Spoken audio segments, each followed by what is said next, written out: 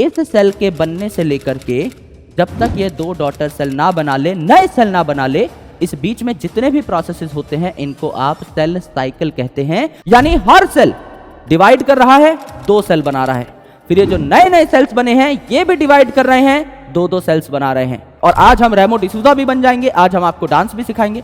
मैं आपको पूरा का पूरा मियोसिस 5 स्टेप में यानी 5 सेकंड में कवर करवा दूंगा। कुछ ऐसे इवेंट हैं, कुछ ऐसी स्पेसिफिक बातें हैं जिनको देखकर क्या बता सकते हैं कि कौन सा फेज चल रहा होगा। प्रोटीन नाम की फेविकॉल ने इन क्रोमोसोम को साथ में चिपका चुका है। हेलो एवरीवन, कैसे हैं आप सब लोग? I hope each and every one of you is doing absolutely good. My name is doctor Vipin Kumar Sharma और मैं आप सभी लोगों का तहे दिल से स्वागत करता हूं हमारे इस प्यार से प्लेटफॉर्म फिजिक्स वाला के ऊपर। तो आप लोगों ने हमारे पहले रॉबस्ट रिवीजन सेशन यानी cell the unit of life को बहुत ज्यादा प्यार दिया एंड बहुत ज्यादा प्रशंसा की, उसके लिए मैं आप सभी लोगों का शुक्रगुजार हूं।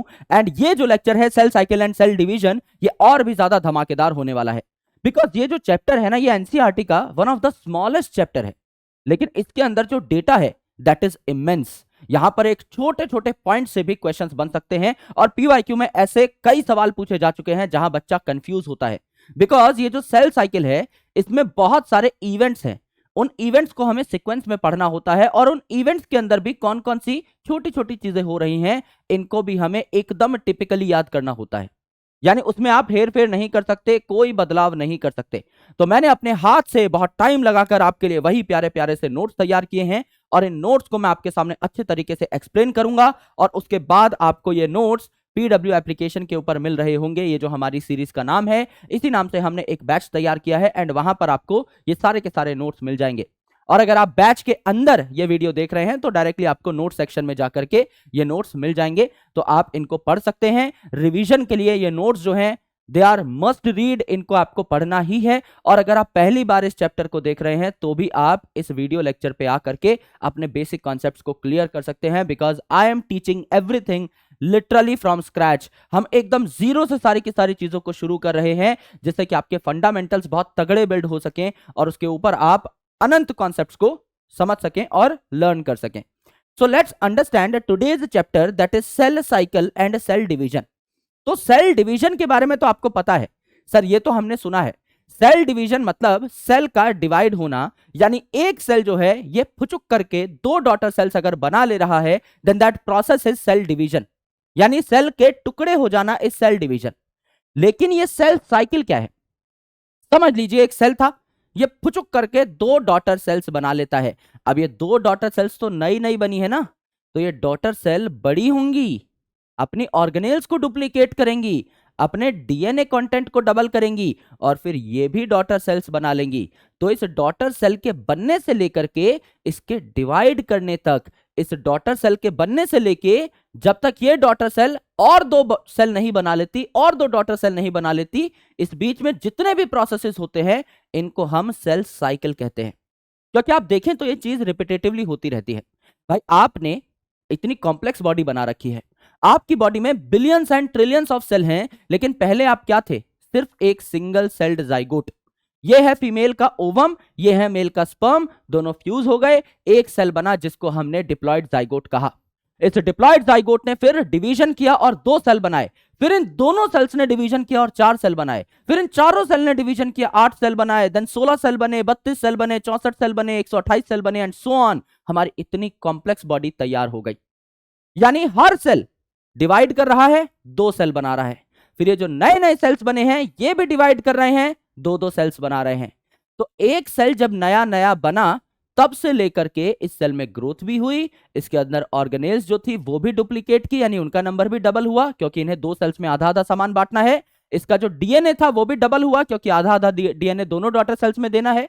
तो इस सारे के सारे इवेंट्स एक नए सेल के बनने से लेकर के उसके बड़ा होने तक, ऑर्गेनेल्स का डुप्लीकेट होने तक, डीएनए रेप्लिकेट होने तक, सेंट्रियोल डुप्लीकेट होने तक, दो सेल पूरे बन जाने तक, दो डॉटर सेल्स बन जाने तक, जितने भी इवेंट्स होते हैं इन सभी को हम लोग क्या कहते हैं? सेल साइकिल कहते हैं। साइकिल शब्द क्यों आया? क्योंकि अब ये जो नई डॉटर सेल्स बनी है ये फिर ग्रो करेंगी, फिर डिवाइड करेंगी, फिर जो नई डॉटर सेल्स बनी होंगी वो फिर ग्रो करेंगी, फिर डिवाइड करेंगी। सो it is a continuous process. ये चीजें चलती रहती हैं। एक सेल से दो सेल, फिर 4, 8, 16, 32 और ऐसे करते करते हम लोग मिलियंस ऑफ सेल्स की कॉलोनीज बना सकते हैं। और ये सब संभव होता है with the help of a process called as cell cycle only. तो आज हम इस सेल साइकिल के बारे में ही डिस्कशन करने वाले हैं कि इसके अंदर कौन कौन से इवेंट्स हैं, इन इवेंट्स में सीक्वेंसिंग क्या है, पहले कौन सा इवेंट होता है, बाद में कौन सा इवेंट होता है, एंड द लास्ट थिंग कि किस इवेंट में कौन सा स्पेसिफिक प्रोसेस हो रहा है। जैसे मैं अगर बोलता हूं मेटाफेज, तो मेटाफेज में स्पेसिफिकली क्या क्या चीजें होंगी, मुझे कैसे पता लगेगा कि मेटाफेज चल रहा है। क्या होता है मेटाफेज में ऐसा जो देखकर ही मैं बता दूं कि मेटाफेज चल रहा है। क्या होता है एनाफेज में ऐसा जो देखकर ही मैं बता डालूं कि एनाफेज चल रहा है। क्या होता है टीलोफेज में ऐसा जो देख के ही मैं बता दूं कि टीलोफेज चल रहा है। हर फेज में कुछ स्पेसिफिक प्रोसेसेस होते हैं, कुछ स्पेसिफिक इवेंट्स होते हैं, उनको देखकर ही आप बता सकते हो कि हाँ भैया ये फेज चल रहा है। क्योंकि यहां पर स्कूल की तरह घंटी तो लगी नहीं हुई है ना, कि फर्स्ट पीरियड खत्म हो गया, घंटी बज गई, अब सेकंड पीरियड स्टार्ट हुआ है, सेकंड पीरियड खत्म हो गया, घंटी बज गई, अब थर्ड पीरियड स्टार्ट हुआ है। यहां पर कोई क्लियर कट बाइफर्केशन नहीं है। यहां तो सारे के सारे इवेंट्स एक के बाद एक के बाद एक के बाद एक होते रहते हैं। लेकिन आपने इस पूरी सेल साइकिल को कुछ स्पेसिफिक फेजेस में डिवाइड कर दिया है और आपको उन इवेंट्स के बेसिस पे पता लग जाता है कि कौन सा फेज चल रहा होगा, राइट। और आज हम रेमो डिसूजा भी बन जाएंगे, आज हम आपको डांस भी सिखाएंगे। मैं आपको पूरा का पूरा मियोसिस 5 स्टेप में यानी 5 सेकंड में कवर करवा दूंगा, and that too with the help of very innovative steps जो बैच के अंदर बच्चों को बहुत पसंद आते हैं। तो ये पूरा का पूरा टॉपिक आपकी टिप्स के ऊपर हो जाएगा, सारी चीजें आपको मजेदार तरीके से समझ में आ रही होंगी। I can literally bet on this. आपको सिर्फ एक काम करना है, पूरी कंसंट्रेशन के साथ, पूरे फोकस के साथ आपको चीजों को सुनना है, क्योंकि नोट्स आप तक पहुंच जाएंगे। You can easily take their print, क्योंकि ये व्हाइट कलर में नोट्स आपके पास पहुंच रहे हैं। तो आपको बहुत ज्यादा टेंशन लेने की जरूरत नहीं है। मैंने ब्लैक एंड व्हाइट फॉर्मेट में भी इनको प्रिंट करा के देखा है और ये बहुत शानदार दिखते हैं, तो टेंशन नहीं है। और आपके पास मैडीजी अगर है तो खेल ही खत्म। उसके बाद तो सीधा मैडीजी अपने सामने रखिए और बातों को सुनते जाइए। अब देखिए दोस्त, सेल साइकिल और सेल डिवीजन चैप्टर में पहली बात कि जितने भी सेक्सुअली रिप्रोड्यूसिंग ऑर्गेनिजम्स होते हैं, इनकी लाइफ सिंगल सेल जाइगोट के फॉर्मेट में स्टार्ट होती है। हम भी सेक्सुअली रिप्रोड्यूसिंग ऑर्गेनिजम्स हैं। फीमेल से ओवम आया, मेल से स्पर्म आया, दोनों के दोनों फ्यूज हो गए और एक जाइगोट बन गया। उस जाइगोट ने डिवाइड कर करके हमारी इतनी कॉम्प्लेक्स बॉडी तैयार की है। यानी ये जो जाइगोट है, इसके पास आपका पोटेंशियल है to divide and to generate more cells. तो अगर आप देखें तो ग्रोथ जो है यानी सेल का बड़ा होना, एज वेल एज रिप्रोडक्शन यानी सेल का डिवाइड करना, ये कैरेक्टरिस्टिक्स हैं आपके सेल के as well as living organism के। भैया आप भी तो ग्रो और रिप्रोड्यूस करते हो, एंड जो सेल है वो भी तो ग्रो कर रहा है एंड अल्टीमेटली रिप्रोड्यूस कर रहा है, यानी डिवाइड कर रहा है। तो सेल में और आप में ये सिमिलैरिटी है कि आप दोनों में एक कैरेक्टरिस्टिक फीचर है, आप दोनों की एक पहचान है कि सेल भी ग्रो करता है, आपकी बॉडी भी ग्रो करती है। आप जब पैदा हुए थे तो टिंगे से थे, छोटे से थे, और आप बड़े हो चुके हो। और सेल भी रिप्रोड्यूस करता है एंड यू आल्सो रिप्रोड्यूस। तो ये आपके कैरेक्टरिस्टिक फीचर हैं, राइट। ये साइकिल्स जो हैं ग्रोथ की और डिवीजन की चलती रहती है। एक सेल है छोटा सा, ये बड़ा होगा और उसके बाद ये 2 डॉटर सेल्स बना लेगा, डिवाइड हो जाएगा। फिर वो दोनों डॉटर सेल्स बड़ी होंगी, फिर फर्दर वो 2 डॉटर सेल्स और बनाएंगी, डिवाइड कर जाएंगी। फिर वो जितनी भी डॉटर सेल्स होंगी ग्रो करेंगी, फिर फर्दर डिवाइड करेंगी। तो growth division, growth division, growth division, ये जो साइकिल है ये चलती रहती है। एक सेल से 2 सेल बनते हैं, 2 से 4, 4 से 8, 8 से 16, 16 से 32, 32 से 64, एंड हमेशा ऐसा डिवीजन चलता रहता है। तो आपकी बॉडी में मिलियंस ऑफ सेल्स तैयार हो सकते हैं। अब एक सवाल हमारे दिमाग में यह आना चाहिए कि सर सेल डिवाइड ही क्यों करता है, नॉर्मली पड़ा भी तो रह सकता है। अगर जाइगोट है तो वो जाइगोट के फॉर्मेट में क्यों नहीं रहता, क्या चुल मची है उसको डिवाइड करने की। Let's try to understand that concept first, because जब तक हम सेल डिवीजन के बेस को नहीं समझेंगे तब तक हम आगे नहीं बढ़ पाएंगे कि सेल आखिर डिवाइड क्यों करता है। Why does the cell divide. देखिए ये एक सेल है और ये जो सेल है ना, इसमें ग्रोथ होती रहती है हमेशा। It is a continuous process. इस बात को अपने माथे पे लिख लीजिए मेरे भाई, काले पेन से अपने माथे पे लिख लीजिए कि cytoplasmic growth is a continuous process. Cell हमेशा थोड़ा बहुत ग्रो करता रहता है। जो एक्टिव सेल होते हैं वो हमेशा थोड़े बहुत ग्रो करते रहते हैं। अब ये सेल जो था छोटा सा था, लेकिन ये जो छोटा सा सेल है इसका साइटोप्लाज्म ग्रो होता रहा और ये सेल बड़ा हो गया।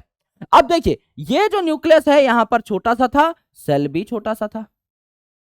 तो ये छोटा सा न्यूक्लियस इस छोटे से सेल को बढ़िया तरीके से संभाल लेता है। लेकिन यहां पर ये जो छोटा सा न्यूक्लियस है ये इतने बड़े सेल को, अब साइटोप्लाज्म में इंक्रीज हुआ है, इतने बड़े सेल को ठीक तरीके से नहीं संभाल पाता। यानी यहां पर क्या बिगड़ गया है, यहां पर न्यूक्लियस और साइटोप्लाज्म का रेशियो बिगड़ गया है, यहां साइटोप्लाज्म ज्यादा हो गया है because this is cytoplasmic growth. तो यहां साइटोप्लाज्म तो बहुत ज्यादा हो गया है लेकिन न्यूक्लियस की ग्रोथ उतनी ज्यादा नहीं हुई है ना। तो अगर आप देखें तो n/c कम हो गया, अगर आप देखें तो साइटोप्लाज्म बड़ा है, न्यूक्लियस उतना ज्यादा बड़ा नहीं हुआ है, तो n/c कम हो गया, न्यूक्लियस बाय साइटोप्लाज्मिक रेशियो कम हो गया, या आप कह सकते हैं c/n बढ़ गया, साइटोप्लाज्म बड़ा है तो c/n बड़ा है ना।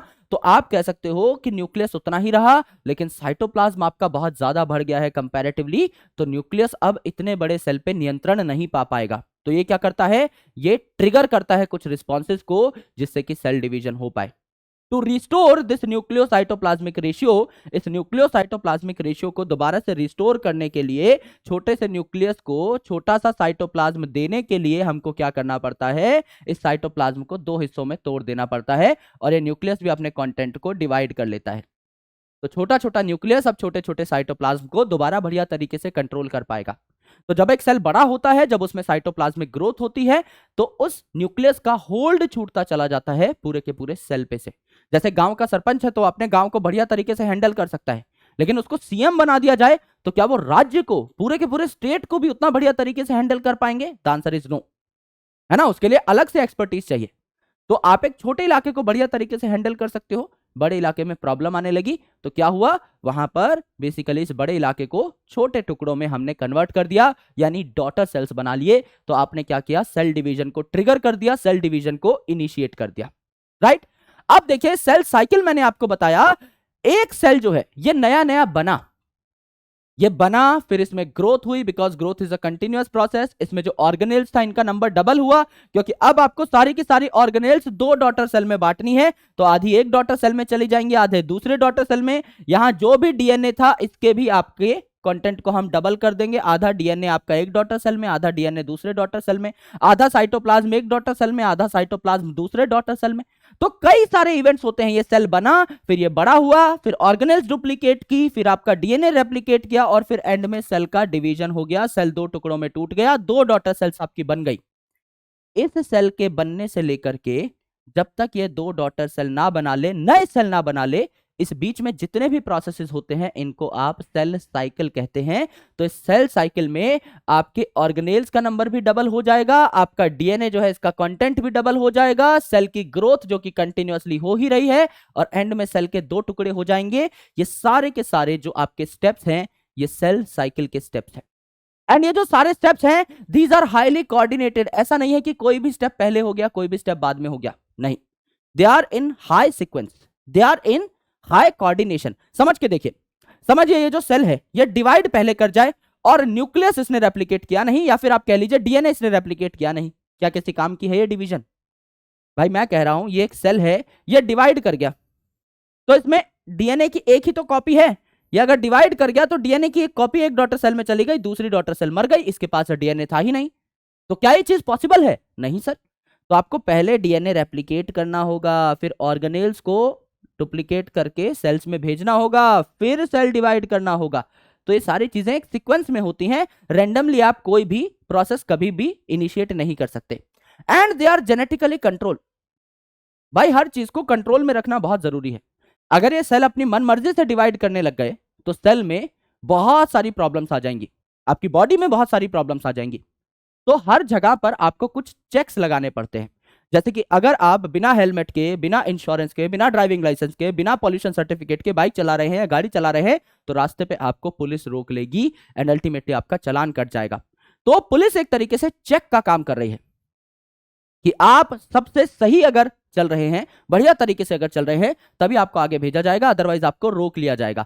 सिमिलरली अगर डीएनए रेप्लिकेशन हुई और डीएनए रेप्लिकेशन में कुछ गलत नाइट्रोजनस बेसिस ऐड हो गए, है ना, गलत आपका डीएनए जो है इनकॉर्पोरेट हो गया, तो वो गलत डीएनए अगर डॉटर सेल में चला गया तो डॉटर सेल के साथ तो खिलवाड़ हो जाएगा ना। तो हम लोग क्या करते हैं, यहां पर चेक्स लगा के रखते हैं। तो जैसे डीएनए रेप्लिकेट होगा, कुछ आपके यहां पर प्रोटीन्स है जो कि चेक करते हैं कि डीएनए ठीक तरीके से रेप्लिकेट हुआ है या नहीं। अगर डीएनए ठीक तरीके से रेप्लिकेट हुआ होगा तो उसको डॉटर सेल्स में भेज दिया जाएगा, अगर बढ़िया तरीके से रेप्लिकेट नहीं हुआ होगा तो उसको वापस जाने को कहा जाएगा कि जाओ फटाफट डीएनए ठीक तरीके से रेप्लिकेट करो, ये जो आपके अंदर मिस्टेक्स हैं इनको करेक्ट करके हमारे पास आओ, because daughter cell should contain intact genome. ये बात एनसीईआरटी की है। इंटैक्ट जीनोम मतलब बिना छेड़ा हुआ, बिना छेड़खानी के, बिना गलती के, जैसा डीएनए पेरेंट सेल में था एज इट इज ऐसा ही डीएनए दोनों डॉटर सेल्स के पास पहुंचना चाहिए, इंटैक्ट जीनोम पहुंचना चाहिए, तो कोई भी गलती डीएनए रेप्लिकेशन में नहीं होनी चाहिए। तो अलग अलग लेवल पे आपके चेक्स लगाए जाते हैं, और ये चेक कौन करता है? ये करते हैं साइक्लिन प्रोटीन्स और सीडीकेज यानी साइक्लिन डिपेंडेंट काइनेजेस, दोनों के दोनों प्रोटीन है, यानी कि दोनों के दोनों क्या है? यहां पर एंजाइम है। सो ये दो नाम एनसीईआरटी में नहीं है, इनको आप अलग से ऐड कर लीजिएगा, राइट। अब देखिए अलग अलग सेल्स जो है ये अलग अलग टाइम पे डिवाइड करते हैं। जैसे मैंने आपको cell the unit of life यानी लास्ट चैप्टर में बताया था कि एक बैक्टीरिया जो है इट कैन डिवाइड फास्टर। क्यों? क्योंकि बैक्टीरिया के पास कुछ है ही नहीं, कोई मेम्ब्रेन बाउंड ऑर्गेनेल नहीं है, तो ये ऑर्गेनेल डुप्लीकेशन का टाइम तो बच गया ना मेरे भाई।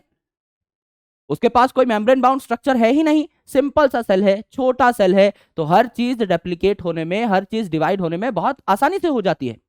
लेकिन अगर आप एक कॉम्प्लेक्स यूकैरियोटिक सेल की बात करो जिसका साइज भी बड़ा है, जो कॉम्प्लेक्स भी है, तो उसकी रेप्लिकेशन होने में, उसकी डुप्लीकेशन होने में, उसका डिवीजन होने में ज्यादा टाइम लगेगा। तो यहां पर इसी बात को हम डेटा से प्रूव कर सकते हैं।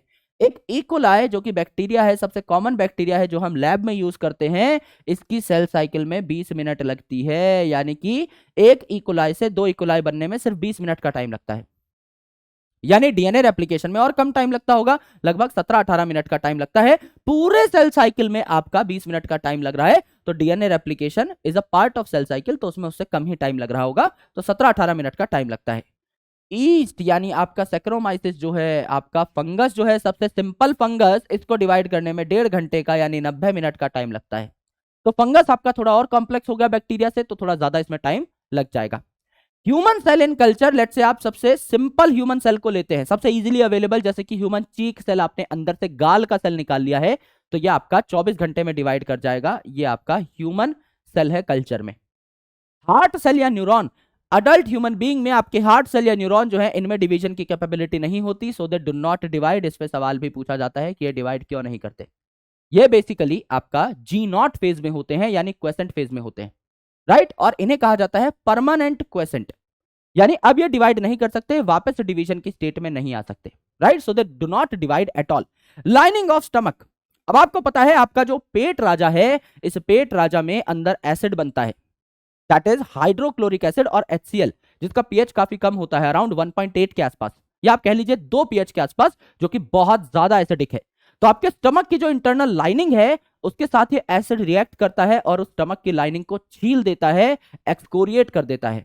So it is very important for your stomach to regain that lining, इसलिए हर हफ्ते में कम से कम 2 बार वो लाइनिंग अपने आप को रीजनरेट करती है। एक हफ्ते में 2 बार यानी 3.5 दिन में या 4 दिन में एक बार आपकी ये जो लाइनिंग है ये बन जाती है। तो एक बार कब बनी लाइनिंग? 3.5 से 4 दिन या 3 से 4 दिन में एक बार। तो ये अलग अलग टाइम्स आपके हो गए। इससे हमने ये निष्कर्ष निकाला, इससे हमने ये कंक्लूजन निकाला कि बैक्टीरिया जो है या सिंपल प्रोकैरियोटिक सेल जो है ये बहुत जल्दी डिवाइड कर सकते हैं, एंड यूकैरियोटिक सेल को डिवाइड करने में ज्यादा टाइम लगता है। सेकंड इंपॉर्टेंट कंक्लूजन हम लोगों ने ये निकाला कि ह्यूमन के भी जो अलग अलग सेल्स हैं ये अलग अलग टाइम लेकर डिवीजन करते हैं। हमारे सारे सेल्स का डिवीजन टाइम सेम थोड़ी है। आंख का सेल अलग तरीके से डिवाइड करता है, लिवर का सेल अलग तरीके से डिवाइड करता है, किडनी का सेल अलग तरीके से डिवाइड करता है, स्किन का सेल अलग तरीके से डिवाइड करता है। तो इनका भी डिवीजन टाइम अलग है। जैसे हार्ट और न्यूरॉन्स नहीं डिवाइड करते इनके सेल्स।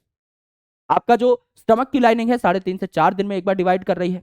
आपका जो नॉर्मल यहां पर चीक सेल हम लें तो ये 1 दिन में एक बार डिवाइड कर रहा है। सो बहुत ज्यादा डिफरेंसेस आपको देखने को मिले।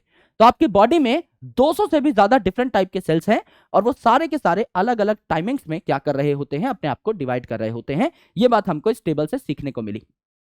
अब ये जो सेल साइकिल है मेरे दोस्त, कंप्लीट सेल साइकिल, एक सेल के ग्रो करने से लेकर, डिवाइड करने से लेकर 2 नए डॉटर सेल्स बनाने तक जो भी प्रोसेसेस हैं इनको हमने 2 भागों में तोड़ दिया।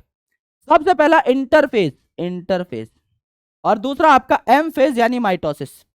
अब सिंपल सी बात यह है कि एम फेज या माइटोसिस का मतलब ही क्या है?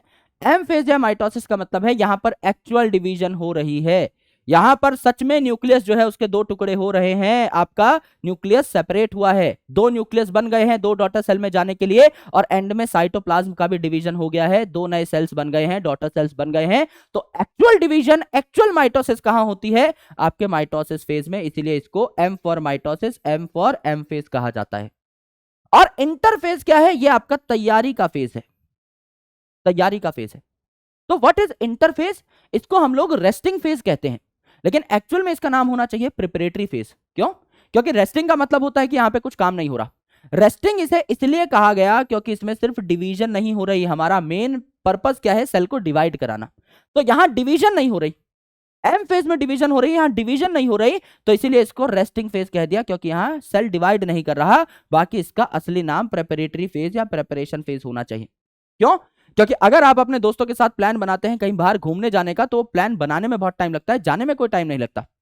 पूरी साल से आप प्लानिंग कर रहे हैं एक दिन बाहर घूमने जाने की, तो एक दिन में आप घूम के वापस भी आ सकते हैं, लेकिन मेरे भाई उसके लिए सबके पेरेंट्स को कन्विंस करना, टिकट्स कराना, पैकिंग करना, शॉपिंग करना, ये सारी चीजें बहुत ज्यादा टाइम ले जाती हैं। तो एक्चुअल में ये प्रिपरेशन टाइम सबसे ज्यादा होता है। अगर आप सेल साइकिल की बात करें तो 95% से ज्यादा टाइम तो आपका इंटरफेज में ही लगता है, और सिर्फ 5% से भी कम टाइम आपका एक्चुअल डिवीजन में लगता है।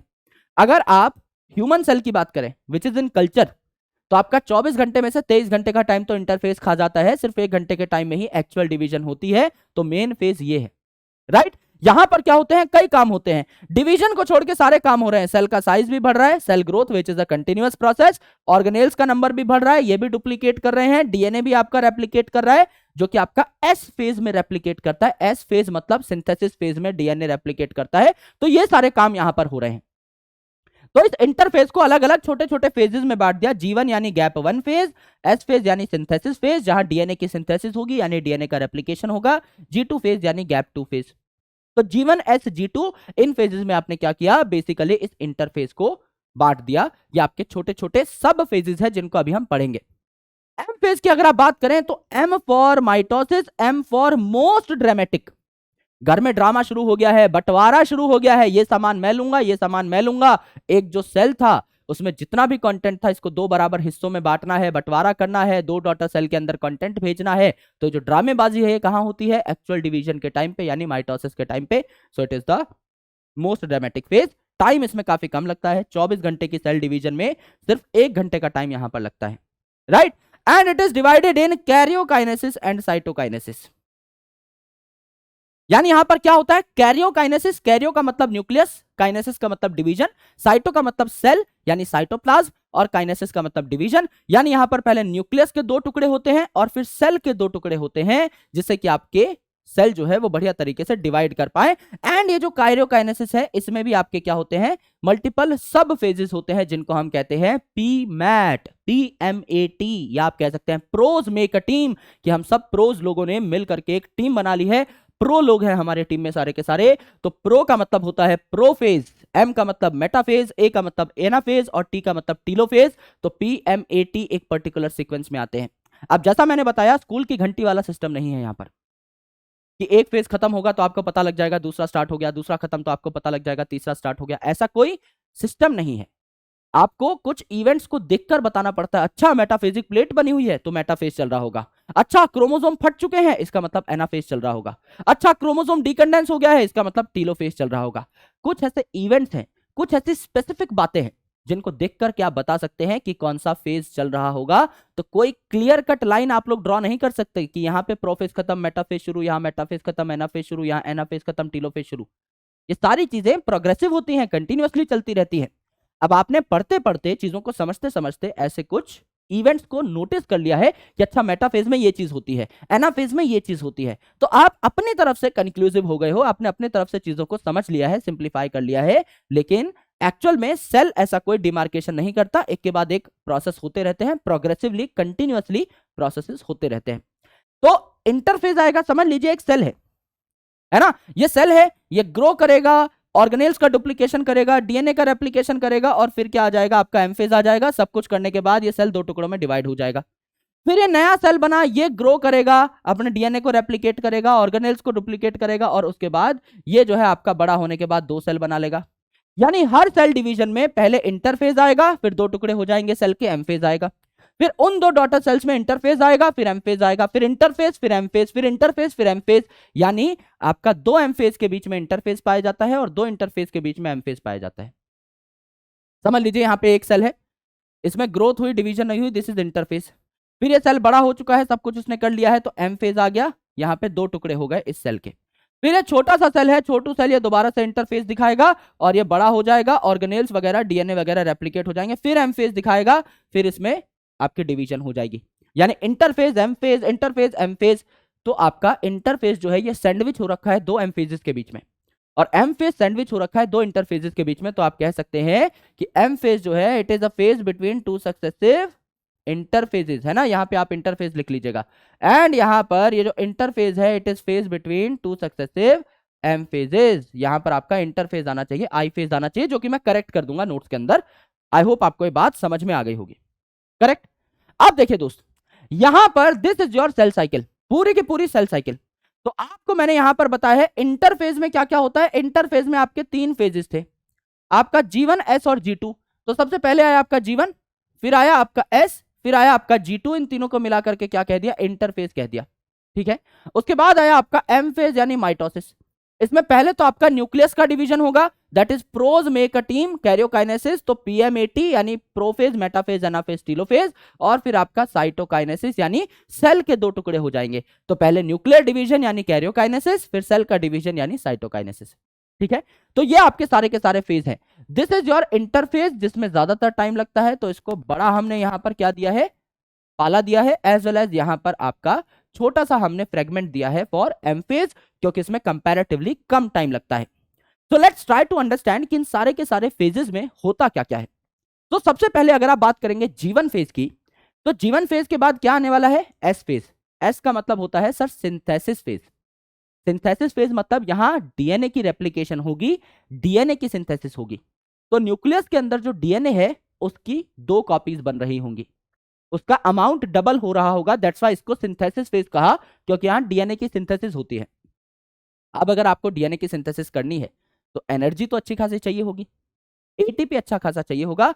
तो यहां पर एस फेज में घुसने से पहले आपको एटीपी अच्छी खासी बना लेनी है। यस सर, एटीपी अच्छी खासी बना लेनी है। करेक्ट। एस फेज में जाने से पहले एटीपी अच्छी खासी होनी चाहिए। अगर आपके पास एनर्जी नहीं है तो आप डीएनए रेप्लिकेट नहीं कर पाएंगे, that is very simple to understand. अगर आप डीएनए रेप्लिकेशन करना चाहते हैं तो डीएनए रेप्लिकेशन में एंजाइम्स भी तो लगेंगे, प्रोटीन्स भी तो लगेंगे, it is a very complex process. और प्रोटीन्स किसके बनते हैं सर, अमीनो एसिड्स के बनते हैं। और प्रोटीन किससे बनता है आपको पता है, डीएनए पहले आरएनए बनाता है, आरएनए फिर बाद में प्रोटीन बनाता है अमीनो एसिड को जोड़ जोड़ के।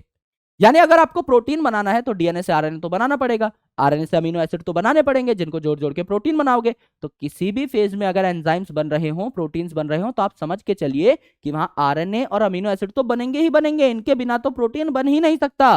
तो डीएनए से पहले आरएनए बनता है और आरएनए से फिर अमीनो एसिड बनते हैं, जो जुड़ जुड़ कर क्या बना डालते हैं, प्रोटीन या एंजाइम बना डालते हैं। तो तीनों एक ही तो बात है।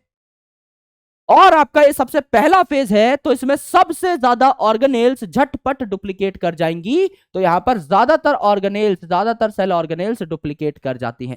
और cell growth is a continuous process, वो तो आपका हर फेज के अंदर होगा, वो तो लिखने की जरूरत ही नहीं है। यानी यहां पर क्या हुआ भाई, जीवन फेज के बाद एस फेज आने वाला है, जिसमें एंजाइम्स की जरूरत है, प्रोटीन्स की जरूरत है। तो यहां पर आरएनए बनेगा, अमीनो एसिड बनेंगे, प्रोटीन बनेंगे। और आपका सिंथेसिस फेज में एटीपी की भी अच्छी खासी जरूरत है, तो एटीपी भी बनेगी। जीवन में स्पेसिफिकली क्या हुआ, ज्यादातर ऑर्गेनेल्स डुप्लीकेट कर गई। बची हुई ऑर्गेनेल्स कहां डुप्लीकेट करती हैं, जैसे कि क्लोरोप्लास्ट और माइटोकॉन्ड्रिया आपका G2 में। माइटोकॉन्ड्रिया और क्लोरोप्लास्ट जैसे जो ऑर्गेनेल है ये कहां डुप्लीकेट करेंगी, G2 में। और यहां पर भी आगे आप एम फेज में एंटर करने वाले हो, यानी माइटोसिस में एंटर करने वाले हो, सेल डिवीजन में एंटर करने वाले हो। तो यहां पर भी कुछ एंजाइम्स आपको पहले से चाहिए। तो यहां भी आरएनए, अमीनो एसिड और प्रोटीन बनेंगे। सेल डिवीजन के लिए ट्यूबुलिन प्रोटीन बनते हैं, स्पिंडल फाइबर आपका क्रोमोसोम को फाड़ के अलग अलग कर देती है, दो अलग अलग डॉटर सेल्स में भेज देती है। तो ट्यूबुलिन प्रोटीन यहां बनाने हैं तो उससे पहले आरएनए और अमीनो एसिड तो बनाने पड़ेंगे। तो ये बात एकदम क्लियर है। एस फेज में स्पेसिफिकली क्या होता है, दो इंपॉर्टेंट चीजें आपकी रेप्लिकेट करती हैं। पहला आपका डीएनए रेप्लिकेट करता है, यानी डीएनए अपना कंटेंट डबल करता है। और दूसरा यहां पर सेंट्रियोल डुप्लीकेशन होती है। सेंट्रियोल जो कि एनिमल सेल डिवीजन में बहुत इंपॉर्टेंट रोल अदा करते हैं, उनकी डुप्लीकेशन होती है। तो आपका डीएनए पाया जाता है न्यूक्लियस में, तो डीएनए जो है इसका कंटेंट डबल हो जाएगा, ये रेप्लिकेट करेगा, और डीएनए रेप्लिकेट करेगा तो इसको पैक करने के लिए हिस्टोन प्रोटीन्स भी यहीं पर बनेंगे, एज वेल एज आपका सेंट्रियोल पाया जाएगा साइटोप्लाज्म में, ये भी आपका डुप्लीकेट करेगा। तो ये दोनों काम, सबसे इंपॉर्टेंट काम, डीएनए रेप्लिकेशन, सेंट्रियोल डुप्लीकेशन कहां पर होंगे? आपके एस फेज में होंगे। अब ये समझ लीजिए आपका पहले क्रोमोसोम था, तो इसके अंदर ये आपका डीएनए है, इस डीएनए का कंटेंट डबल हो चुका है, डबल हो चुका है। अगर डीएनए को आप 2C कह रहे हैं, लेट्स से यहां पर मैंने इसको कह लिया C, इसको कह लिया C, तो 2C हो गया। तो 2C कितना हो गया भैया? अब 4C हो गया, इसका कंटेंट डबल हो चुका है, कंटेंट इज डबल। लेकिन क्रोमोसोम का नंबर तो नहीं बढ़ा, उतने ही क्रोमोसोम के अंदर डीएनए का कंटेंट डबल हो चुका है, तो क्रोमोसोम का नंबर आपका नहीं बढ़ा है, इट इज एब्सोल्युटली सेम। तो यहां पर आपको एकदम चौकन्ना रहना है कि मेरे भाई जब आपका यहां पर रेप्लिकेशन होता है डीएनए का, तो डीएनए की तो नई कॉपीज बन रही हैं, तो DNA is basically duplicating it's content, उसका कंटेंट तो डबल हो रहा है, 2C से 4C हो गया, लेकिन नंबर ऑफ क्रोमोसोम नहीं बढ़े। उतने ही क्रोमोसोम में आपने डबल अमाउंट ऑफ डीएनए को ठूस दिया है, यानी कि यहां पर डीएनए का अमाउंट नहीं बढ़ा है, अमाउंट बढ़ा है आपका, प्लॉइडी नहीं बढ़ी है, क्रोमोसोम का नंबर नहीं बढ़ा है, ये आपको अच्छे तरीके से समझना है, राइट। तो यहां पर डीएनए को अच्छे तरीके से आप कॉपी करेंगे तो इंटैक्ट जीनोम जो है, मैंने बताया था बिना किसी गड़बड़ी के, ये आपका डॉटर सेल्स में चला जाएगा। जितना डीएनए आपके पेरेंट सेल में था उतना ही डीएनए डॉटर सेल में चला जाएगा, इसे इक्वेशनल डिवीजन कहते हैं, माइटोसिस को इक्वेशनल डिवीजन कहते हैं। क्या हुआ? आराम से सुनिए। समझ लीजिए एक सेल है जिसके पास 50 रुपए है, इसे हमने बोल दिया पेरेंट सेल, इसके पास 50 रुपए है। इसने क्या किया? इसने एस फेज में अपने पैसे को डबल कर लिया, डबल कर लिया सर, तो इसके पास 50 रुपए थे, इसने एस फेज में क्या कर लिया? अपने पैसे को डबल कर लिया, 100 रुपए हो गए इसके पास, यस।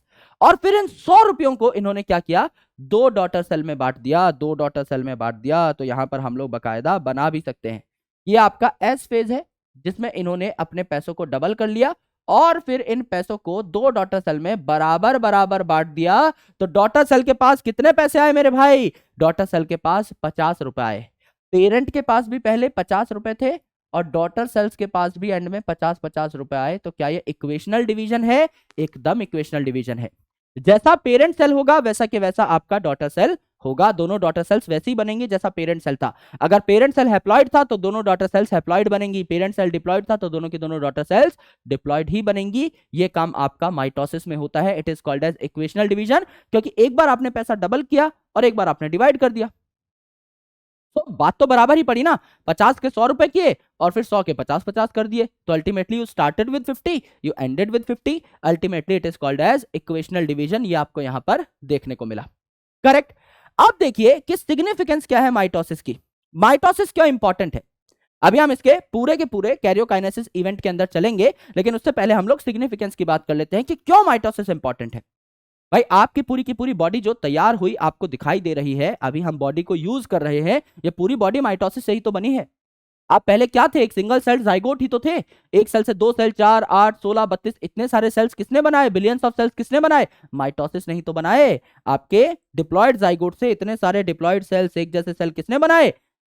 माइटोसिस नहीं तो बनाए। तो बॉडी की जो ग्रोथ हुई है दैट इज वाया माइटोसिस। आपको कोई इंजरी हो गई है, कोई चोट लग गई है ना, साइकिल चला रहे थे, रास्ते से जा रहे थे, भेलपूरी खा रहे थे, नाली में गिर गए, कोहनी छिल गई, यहां पर आकर के क्या हो जाएगा? आपका बढ़िया तरीके से क्लॉट बन जाएगा, ब्लड क्लॉट बन जाएगा और आपके सेल्स रीजनरेट करना स्टार्ट कर देंगे। कौन कर रहा है? माइटोसिस ही तो कर रहा है। तो इंजरी हो गई है तो आपकी बॉडी में रिपेयरिंग का काम कौन करेगा? माइटोसिस ही तो करेगा। आपको पता है कि आपके जो आरबीसी हैं यानी रेड ब्लड सेल्स हैं, ये 120 दिन के बाद खत्म हो जाते हैं, है ना। स्प्लीन, जिसको ग्रेवयार्ड ऑफ आरबीसी कहा जाता है, वहां जाकर के लाशें बिछाई जाती हैं आपके आरबीसी की। लेकिन मेरे भाई नई आरबीसी भी तो बनना जरूरी है, आपके ब्लड में आरबीसी का अमाउंट रिप्लेनिश होना भी तो जरूरी है, तो वो भी तो होता है। तो वो कौन करता है? नए नए आरबीसी कौन बनाता है? माइटोसिस से ही तो बनते हैं। तो आपकी बॉडी में नए नए सेल्स बनना, पुराने सेल्स अगर खत्म हो गए हैं तो कोई सेल अगर किसी में इंजरी हो गई है तो उसको रिप्लेस करना और आपकी बॉडी की ग्रोथ करना, ये सारी चीजें कौन करा रहा है? आपका माइटोसिस ही तो करा रहा है। एंड अगर आप प्लांट्स में देखें तो ज्यादातर प्लांट्स जो है, हायर प्लांट्स, ये डिप्लॉयड होते हैं, जैसे कि टेरिडोफाइट, जिम्नोस्पर्म्स, एंजियोस्पर्म्स, ये डिप्लॉयड होते हैं। तो उनमें डिप्लॉयड सेल में माइटोसिस होती है। पूरी बॉडी डिप्लॉयड बनानी पड़ेगी। और एल्गी और ब्रायोफाइट की अगर आप बात करें तो ज्यादातर सेल्स हैप्लॉयड होते हैं, तो उनकी अगर बॉडी हैप्लॉयड है तो हैप्लॉयड बॉडी पूरी तैयार करनी पड़ेगी, तो वहां पर आपका हैप्लॉयड सेल में माइटोसिस होगी। तो प्लांट में हैप्लॉयड और डिप्लॉयड दोनों सेल में माइटोसिस होती है बहुत सारी, लेकिन अगर आप एनिमल्स में देखें तो ज्यादातर आपके डिप्लॉयड सेल में ही माइटोसिस आपको होती हुई दिखाई देती है। ज्यादातर एनिमल्स डिप्लॉयड होते हैं, कुछ एक एनिमल्स आपके हैप्लॉयड होते हैं, जैसे एक्सेप्शनल केस है ड्रोन, जो मक्खी है, मधुमक्खी है, उसमें जो मेल होता है ड्रोन, है ना, वो आपका हैप्लॉयड होता है, फीमेल डिप्लॉयड होती है। तो अगर मेल है ही हैप्लॉयड, उसकी पूरी बॉडी ही हैप्लॉयड है, तो हैप्लॉयड सेल्स में ही तो माइटोसिस होगी। तो कुछ सोशल इंसेक्ट्स हैं जैसे कि आपके ड्रोन्स, आपकी मक्खियां, मेल मक्खियां, इनमें क्या देखने को मिलेगा, आपको हैप्लॉयड सेल में माइटोसिस होता हुआ दिखाई देगा। अदरवाइज आपका यूजुअली डिप्लॉयड सेल के अंदर ही माइटोसिस होता है। करेक्ट। ये देखिए मेरे दोस्त, this is a very beautiful diagram जो कि हम लास्ट लेक्चर में भी थोड़ा सा समझ चुके थे। ये आपका स्ट्रक्चर ऑफ क्रोमोसोम है, मैंने बताया था ये सेंट्रल पार्ट है जिसको हमने बोला सेंट्रोमेयर। ये सेंट्रोमेयर में एक साइड की दोनों आर्म्स है जिसको बोला क्रोमेटिड, ये दूसरे साइड की दोनों आर्म्स है जिसको बोला क्रोमेटिड। ये दोनों बहनें हैं, क्योंकि सेम सेंट्रोमेयर से अटैच हैं तो इनको सिस्टर कह दिया। ये दोनों आपस में बहनें हैं, दे आर सिस्टर क्रोमेटिड्स। ये आपका पूरा क्रोमोसोम बन गया।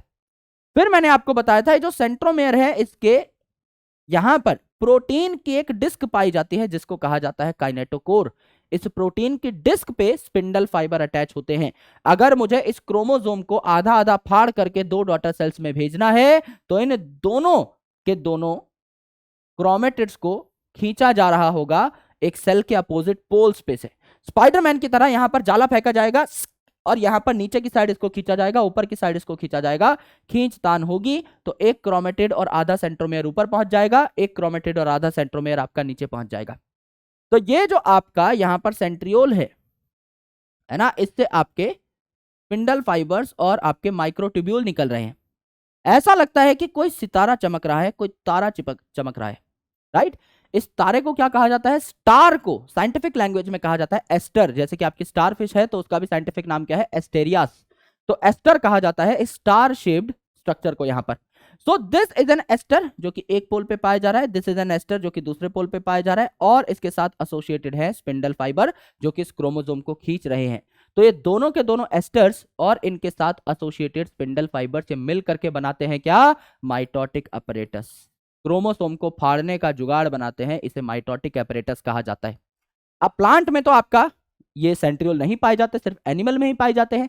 तो प्लांट में अगर ये सेंट्रियोल एब्सेंट है, ये एस्टर नहीं बनेंगे, तो एन एस्ट्रल डिवीजन इसको कहा जाता है, एब्सेंट है आपके एस्टर। और एनिमल में आपका एस्टर पाए जाते हैं, सेंट्रियोल पाए जाते हैं, तो इसे एस्ट्रल डिवीजन कहा जाता है। या दोनों पोल्स पे अगर एस्टर पाए जाते हैं जो कि नॉर्मल केस है, तो एस्ट्रल के साथ इसे एम्फी एस्ट्रल भी कहा जा सकता है कि दो अलग अलग पोल्स पे सेंट्रियोल पाए जा रहे हैं, दो आपके यहां पर सेंट्रियोल के पेयर पाए जा रहे हैं, तो इसे क्या कहा जाता है, एम्फी एस्ट्रल भी कहा जाता है। तो व्हाट इज माइटोटिक अपरेटस, दोनों साइड पे जो आपका एक सेल है, उस सेल के दोनों साइड पे दोनों पोल्स पे एस्टर लगे हुए हैं और वो स्पिंडल फाइबर छोड़ रहे हैं। इस पूरी की पूरी लाल कलर की मशीनरी को हम लोगों ने क्या कह दिया, माइटोटिक अपरेटस कह दिया। यह आपकी बहुत इंपॉर्टेंट बात है।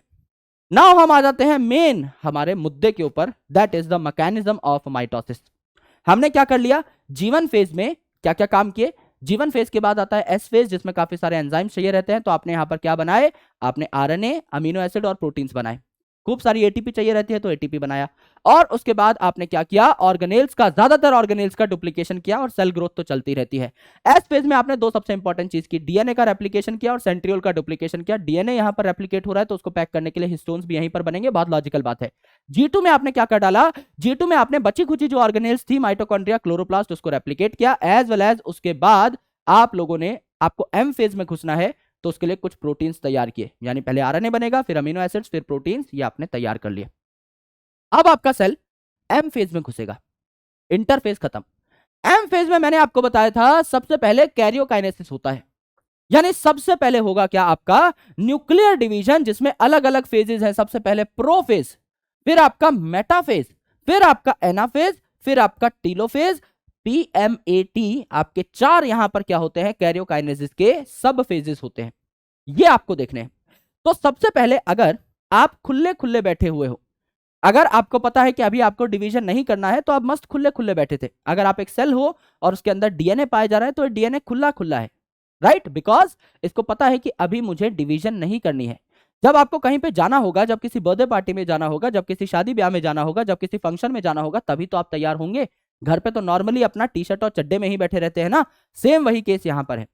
अभी यहां पर इस पर्टिकुलर सेल को पता है कि भाई मुझे डिवीजन फिलहाल नहीं करनी है, आगे करनी होगी तो मैं बढ़िया कोट पैंट पहन लूंगा। अब ये बढ़िया खुला खुला बैठा हुआ है ना, हुल्ले हुलारी हुल्ला हुल्ला हुल्ला, और डीएनए पड़ा है यहाँ खुला खुला, राइट, खुला खुला यहाँ पर डीएनए पड़ा हुआ है।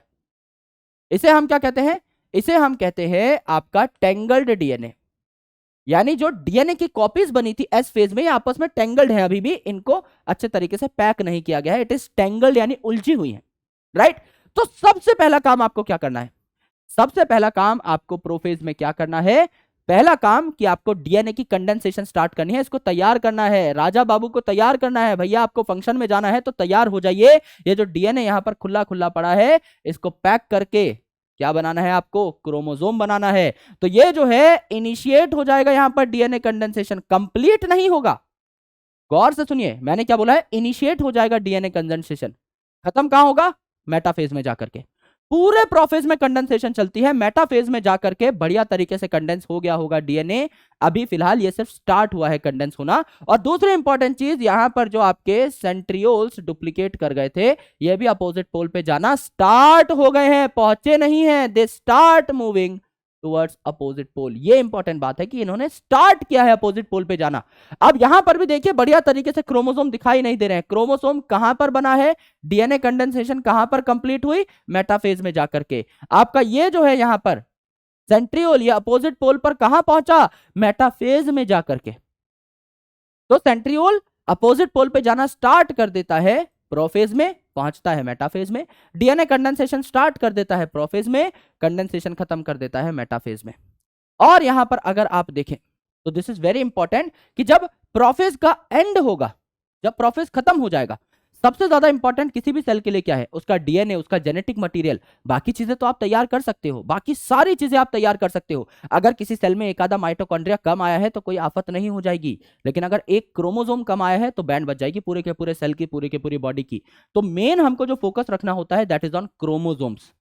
इसीलिए यहां पर ये जो न्यूक्लियर एनवेलप है, न्यूक्लियोलस है, एंडोप्लाज्मिक रेटिकुलम है, गोल्जी कॉम्प्लेक्स है, ये फालतू की ऑर्गेनेल सारी की सारी डिसइंटीग्रेट हो जाती हैं, छोटे छोटे टुकड़ों में कन्वर्ट हो जाती हैं और साइड में जाकर के चिपक जाती हैं, बीच में जगह छोड़ देती हैं ये वीआईपी के आने जाने के लिए, वीआईपी की मूवमेंट के लिए। वो वीआईपी कौन है?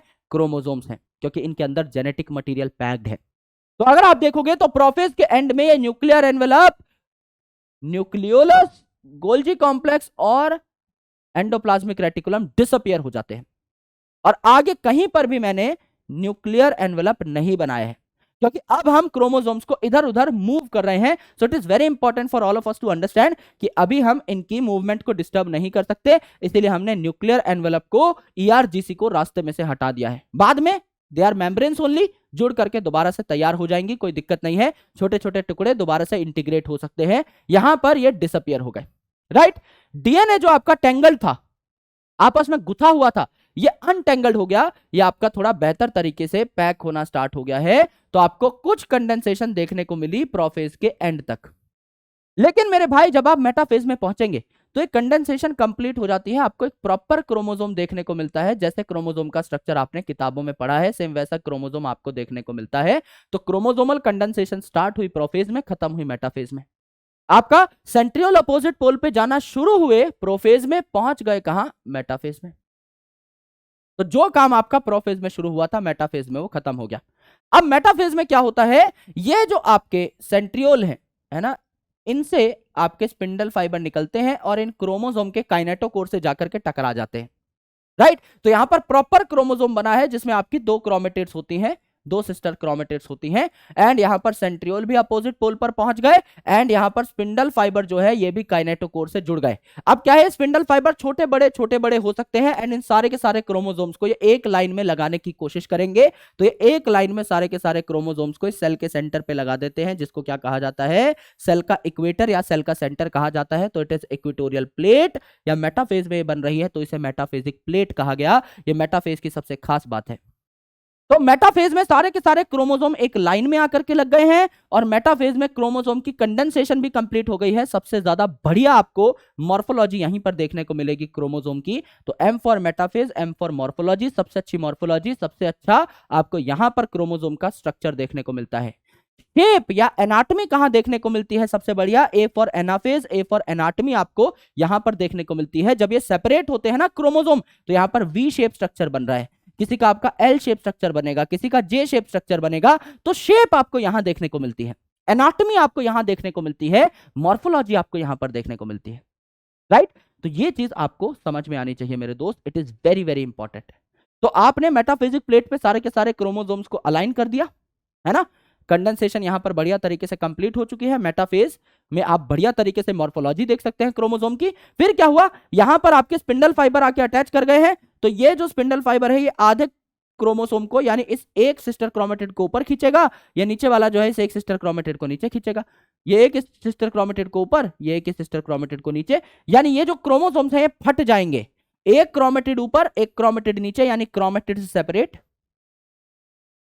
और ये जो बीच का पार्ट है दैट इज सेंट्रोमेयर, इसके भी तो दो टुकड़े हो जाएंगे, आधा ऊपर आधा नीचे। तो सेंट्रोमेयर विल आल्सो स्प्लिट। तो एनाफेज में क्या हो जाएगा, आपके जो आधे आधे सेंट्रोमेयर है ये भी स्प्लिट हो जाएंगे और दो अपोजिट पोल्स की तरफ जाना स्टार्ट कर देंगे। और आपका पीछे एक एक क्रोमेटिड जो है इसकी दो आर्म्स आपको देखने को मिल जाएंगी, ये आपको देखने को मिल जाएंगे, करेक्ट है, ये आपको यहां पर देखने को मिली। तो एनाफेज में सेंट्रोमेयर स्प्लिट हो गए, क्रोमेटिड सेपरेट हो गई, और जहां पे आपने स्पिंडल फाइबर फेंका है, मैं स्पाइडरमैन हूं तो मैंने जहां पे जाला फेंका है वो पार्ट मेरी तरफ रहेगा। तो ये जो आपका सेंट्रोमेयर है ये पोल की तरफ रहेगा और पीछे आर्म्स जो है लुढ़कती हुई आ जाएंगी। तो ये जो सेंट्रोमेयर है ये आपका पोल की तरफ रहेगा और पीछे आर्म्स जो है दे विल ट्रेल बिहाइंड, ये लुढ़कती हुई आ जाएंगी इसके पीछे पीछे। ये आपके एनाफेज में हुआ। अब सेल डिवीजन खत्म, न्यूक्लियर डिवीजन खत्म। तो अपोजिट पोल पर जाकर क्या हो जाएगा, सारा इवेंट खत्म हो गया, शादी ब्याह निपटा लिया है, बर्थडे पार्टी निपटा ली है, दोबारा जाकर के आप घर पे नॉर्मल अपना टी शर्ट कच्छा पहन लेंगे। यहां पर आपका क्रोमोसोम बढ़िया तरीके से दिखाई नहीं देगा, कंडेंस्ड दिखाई नहीं देगा, ये दोबारा से खुला खुला हो जाएगा, ठीक तरीके से दिखाई नहीं देगा।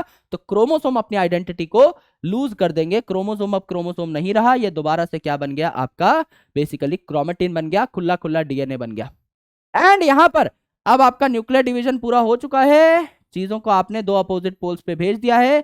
तो न्यूक्लियर एनवेलप, ईआरजीसी, न्यूक्लियोलस, जो भी चीजें आपकी गायब हुई थी यहां पे एंड ऑफ प्रोफेज में ये वापस आ गई, राइट। तो अब आपने क्या कर लिया है, इस न्यूक्लियस को बढ़िया तरीके से डिवाइड कर लिया है, दो आपके न्यूक्लियस बन चुके हैं। अब आपको सिर्फ यहां पर एक चीरा मारना है और इस सेल के भी दो टुकड़े हो जाएंगे, यानी आपको सिर्फ और सिर्फ साइटोकाइनेसिस करनी है। तो this was about your karyokinesis. अब आपको सिर्फ और सिर्फ साइटोकाइनेसिस करनी है। तो ये साइटोकाइनेसिस भी दो अलग अलग तरीके से होती है। एनिमल जो है इनमें आपकी सेल वॉल तो पाई नहीं जाती, एनिमल सेल में cell wall is absent, Ambuja cement की सेल वॉल है नहीं। सेल मेम्ब्रेन फ्लेक्सिबल होती है, बिकॉज आपने पढ़ा है fluid mosaic model of plasma membrane में कि भैया ये तो फ्लूइड ही होती है, लिपिड की बनती है, तो आपकी फ्लेक्सिबल होगी। तो सेल है फ्लेक्सिबल, आपका फरो बनेगा यहां पर और फुचुक करके दो सेल बन जाएंगे। यानी आपका सेल वॉल अगर एब्सेंट है तो फरो बनेगी, सेल जो है आपका लेट्स से ये आपका सेल है तो इसमें फरो बनेगी अंदर की साइड, बाहर से अंदर की साइड, और सेल के दो टुकड़े हो जाएंगे। ये आपका सेंट्रीपिटल डिवीजन होता है, यानी बाहर से अंदर की साइड आपकी फरो बन रही है, इस हिसाब से आपकी फरो बन रही है बाहर से अंदर की साइड। तो इसको आप क्या कहते हैं, फरो फॉर्मेशन कहते हैं, जो कि एनिमल सेल की एक पहचान है। इस हिसाब से सेल के दो टुकड़े हो जाएंगे, आपका सबसे सिंपल मेथड है। प्लांट में ये मेथड थोड़ा सा डिफिकल्ट है क्योंकि यहां सेल वॉल प्रेजेंट है, सेल वॉल प्रेजेंट है, रिजिड सेल वॉल, तो फुचुक करके तो सेल को डिवाइड कर नहीं सकते। तो यहां सेंटर पे ईआर और जीसी के टुकड़े बने थे काफी सारे, इनमें से कुछ टुकड़े आकर के एक सेल के सेंटर पे अरेंज हो जाते हैं। आपने दो साइड न्यूक्लियस रख दिए, दो पोल्स पे न्यूक्लियस रख दिए, सेंटर पे ईआर और जीसी के टुकड़े अरेंज हो जाएंगे और ये ग्रो करने लगेंगे वॉल्स की तरफ, यानी सेंटर से पेरीफेरी की तरफ सेंट्रीफ्यूगली ये ग्रो करने लगेंगे और एक पूरी की पूरी लेयर बना लेंगे। उस लेयर पे प्लाज्मा मेम्ब्रेन भी सिक्रीट हो सकती है क्योंकि लिपिड और प्रोटीन की बनती है, फ्लेक्सिबल है, तो नई आप सेल मेम्ब्रेन तैयार कर सकते हैं और सेल मेम्ब्रेन के थ्रू फिर आप सेल वॉल भी तैयार कर सकते हैं। तो एक बीच का जो ईआरजीसी का जो लेयर था वो फिर किस में कन्वर्ट हो जाएगा, वो आपका कन्वर्ट हो जाएगा मिडल लैमेला में। दो प्लांट सेल को कनेक्ट करता है ना मिडल लैमेला, तो आप ये बोलेंगे कि एक तरीके से जो एक प्लांट सेल था इसके बीच में एक लेयर बनी विच इज मिडल लैमेला, फिर आपकी cell membrane cell wall synthesize हो गई, तो प्लांट जो है ये आपके 2 सेल में कन्वर्ट हो गया, प्लांट सेल आपका 2 सेल में कन्वर्ट हो गया। इसे कहते हैं सेल प्लेट। सेंटर से बाहर की साइड आपके ERGC के फ्रेगमेंट ग्रो करना स्टार्ट करते हैं, तो it is not centripetal, it is centrifugal. इसको कहा जाता है फ्रेगमोप्लास्ट फॉर्मेशन या सेल प्लेट फॉर्मेशन। दोनों एक ही बात है, दोनों में कोई भी गैप नहीं है। चाहे फ्रेगमोप्लास्ट कह लीजिए चाहे सेल प्लेट कह लीजिए, दोनों चीजें आपकी एक ही होती हैं।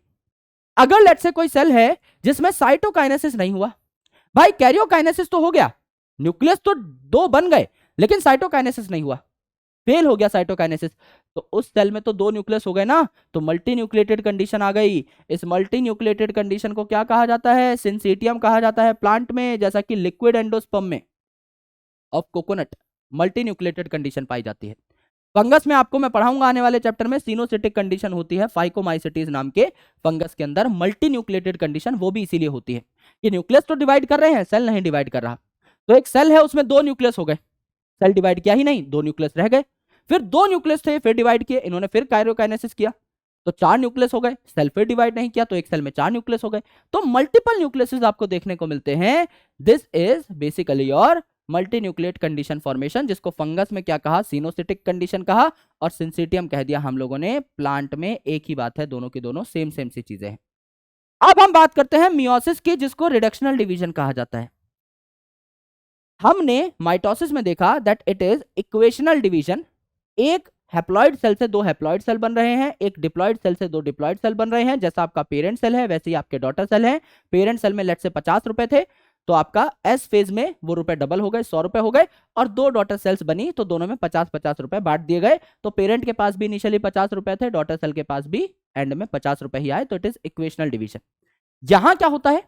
यहां आपका एस फेज तो एक बार आ रहा है, इंटरफेस तो एक बार आ रहा है, लेकिन डिवीजन 2 बार हो रही है। 1 से 2 सेल बने, 2 से 4 सेल बने, तो पैसे तो आधे हो ही जाएंगे।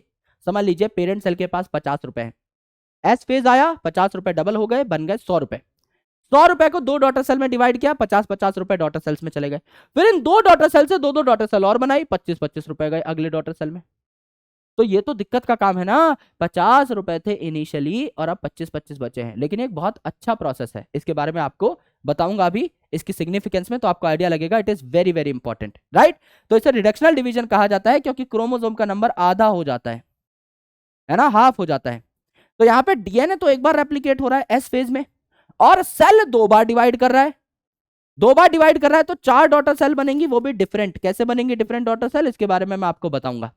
तो यहां 4 डॉटर सेल बन रही हैं, तो 50 रुपए से 100 रुपए तो हुए, एस फेज में पैसा तो डबल हुआ, लेकिन 4 डॉटर सेल में बांटा है इस बार, 2 डॉटर सेल में नहीं। तो 50-50 रुपए की जगह 25-25 रुपए आएंगे डॉटर सेल के हाथ में। तो अल्टीमेटली क्या हुआ? रिडक्शनल डिवीजन हुआ ना, क्रोमोसोम के नंबर में रिडक्शन हुआ।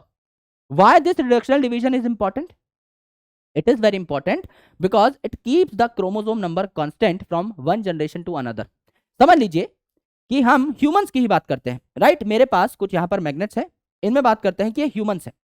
तो this is a male human and this is a female human. तो मेल ह्यूमन और फीमेल ह्यूमन में लेट से आपका मियोसिस नाम का कोई प्रोसेस है ही नहीं, दुनिया में मियोसिस होती ही नहीं है।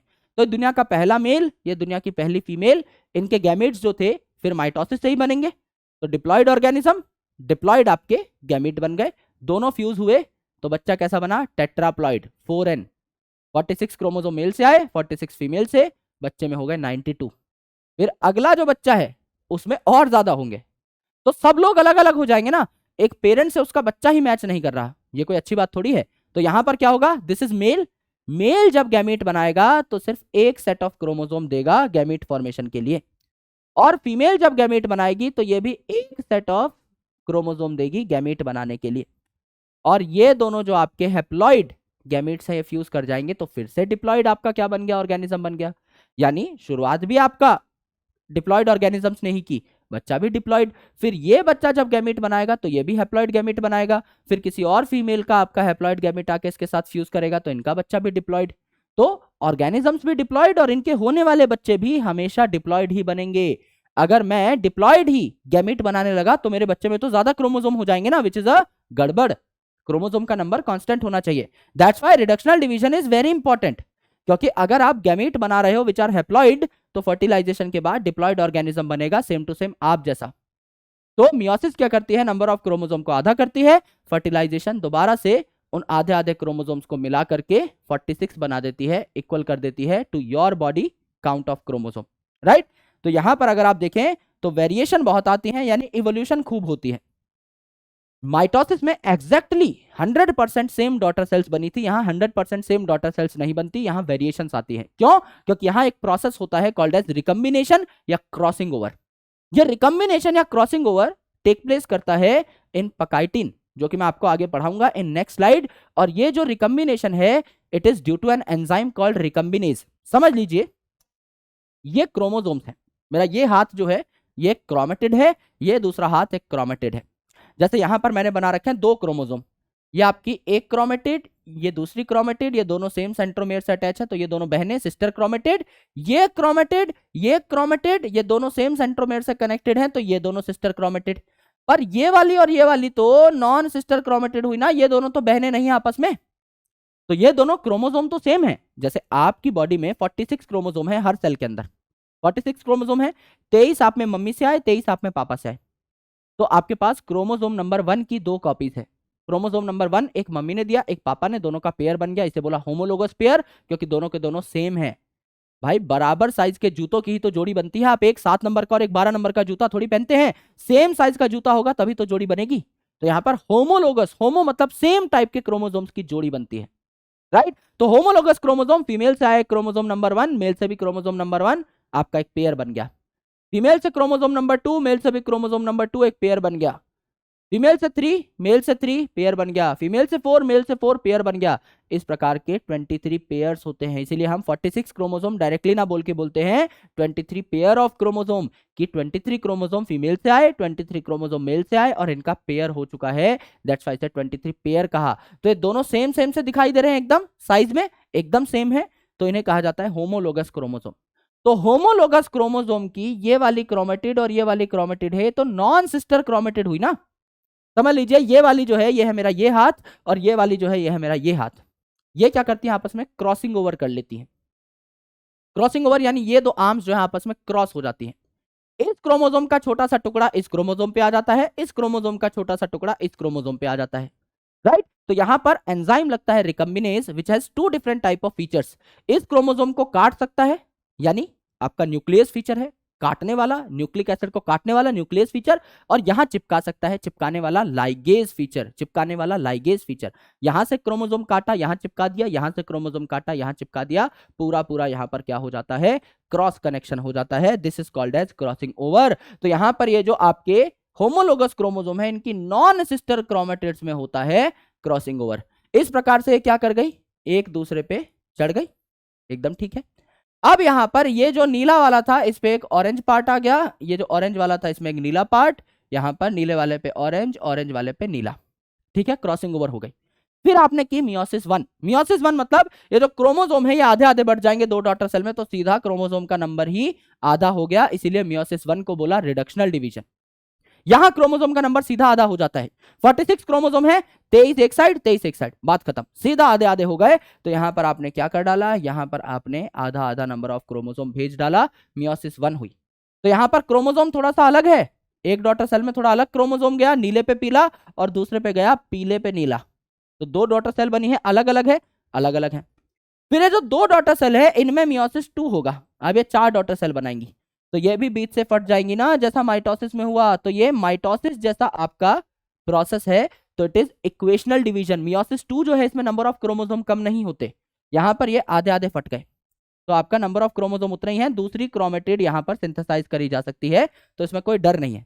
सेम इतने ही क्रोमोसोम अगली डॉटर सेल्स में पहुंचे हैं, तो 4 डॉटर सेल्स बने। यहां पे देखिए क्या है, 4 डॉटर सेल अलग बनेंगे, इसको आपने आधा आधा फाड़ दिया, तो ये सिर्फ पीला, ये पीले पे नीला, सिर्फ पीला पीले पे नीला, ये नीले पे पीला, ये पूरा नीला, ये नीले पे पीला, ये पूरा नीला। या चारों डॉटर सेल्स अलग अलग है, बिल्कुल अलग अलग है, क्योंकि यहां पर रिकॉम्बिनेशन और क्रॉसिंग ओवर हुई है। दो non sister chromatids of homologous chromosome ने आपस में क्रॉस कर लिया है, तो it is crossing over. Recombine कर लिया है अपने क्रोमोसोम के छोटे छोटे टुकड़ों को, तो इट इज रिकंबिनेशन। क्या रिकंबिनेशन या क्रॉसिंग ओवर कहलाता है? बिल्कुल कहलाता है मेरे भाई, इसमें कोई भी गड़बड़, कोई भी दिक्कत, कोई परेशानी आपको नहीं होनी चाहिए, राइट? एकदम सही है सर। अब देखिए, सेम जो फेजेस थे वही फेजेस होंगे, जो सेम फेजेस माइटोसिस में थे वही सेम फेजेस मियोसिस में होंगे। आपका पहले इंटरफेज यानी जीवन, जीवन में क्या होता है, आपका आरएनए बनता है, अमीनो एसिड बनते हैं, प्रोटीन बनते हैं, एटीपी बनता है, ज्यादातर ऑर्गेनेल्स डुप्लीकेट करती हैं, सारे काम होंगे। एस फेज में क्या होता है, डीएनए रेप्लिकेट करता है, राइट। उसके बाद आप क्या करते हो, सेंट्रियोल को डुप्लीकेट करते हो, एंड उसके बाद हिस्टोन प्रोटीन बनाते हो जो डीएनए रेप्लिकेट हुआ है, इसकी पैकिंग भी करनी है। G2 में क्या हुआ, बची खुची ऑर्गेनेल्स डुप्लीकेट कर गई, आगे इसको मियोसिस में घुसना है तो उसके लिए इसको प्रोटीन्स भी चाहिए, तो आपका आरएनए बना, अमीनो एसिड बने, ट्यूबुलिन प्रोटीन बने, तो सारी की सारी चीजें सेम है, जस्ट लाइक माइटोसिस। वही इंटरफेज यहां पर है। तो एक बार एस फेज आ रहा है तो एक ही बार डीएनए रेप्लिकेट करेगा। डिवीजन दो बार हो रही है तो पहले डिवीजन को हमने बोला मियोसिस 1।